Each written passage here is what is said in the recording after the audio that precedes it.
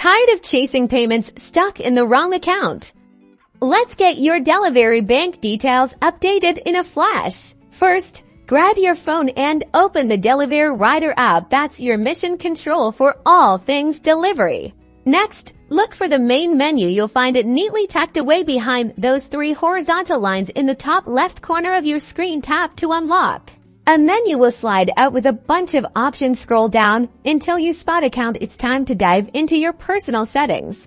In the account section, you should be able to see bank details. Find it and tap onto it. This will take you to the bank details page. Okay, here's where the magic happens. Here, you'll see your current bank information displayed now. Look for a button that says Edit, Change, or something similar. Tap it.